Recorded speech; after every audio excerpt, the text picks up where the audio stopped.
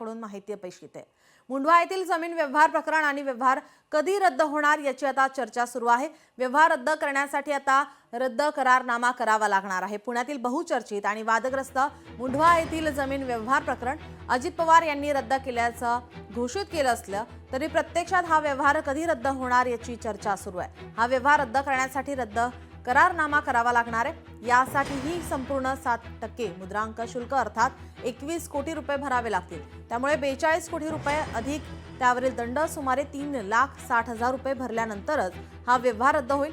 दुसरीकडे खरेदी खतावेळी कुल मुख्यधारक शीतल तेजवानी आणि अमेडिया एंटरप्राइजेस LLPचे भागधारक दिग्विजय सिंह पाटील हे दोघे हजर होते। त्यामुळे आता व्यवहार रद्द करण्यासाठी या दोघांनाही हजर राहावे लागणार आहे। मात्र सध्या हे 2 गुन्हे दाखल झाल्याने शीतल तेजवानी फरार आहे। त्यामुळे जो व्यवहार रद्द करतेवेळी तेजस्विनी उपस्थित राहत नाही तोपर्यंत व्यवहार पूर्णपणे रद्द करण्यात येणार नाही। आपले प्रतिनिधी अमोल आपल्यासोबत जोडलेलेच आहेत। अमोल, या संदर्भात काय अधिकचे अपडेट?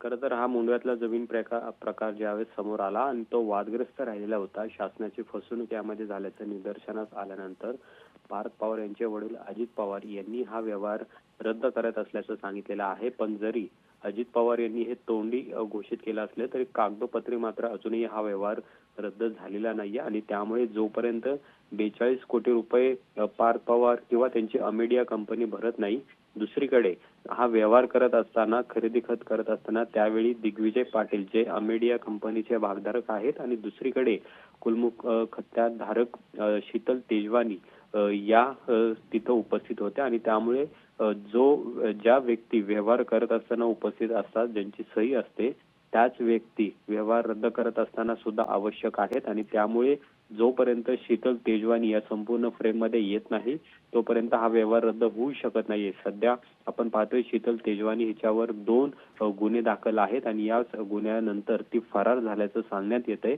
मात्र ती तहसील कार्यालयामध्ये येऊन याबाबतचा व्यवहार कधी रद्द करणार हे सगळं पाहणं महत्त्वाचं आहे। पण जोपर्यंत दिग्विजय पाटील, शीतल तेजवानी हे या तहसील कार्यालयात उपस्थित राहून हा व्यवहार प्रत्यक्षात रद्द करत नाही तोपर्यंत हा व्यवहार रद्द झाला असं सांगता येणार नाही। जी, धन्यवाद अमोल आपण दिलेल्या सविस्तर माहितीसाठी।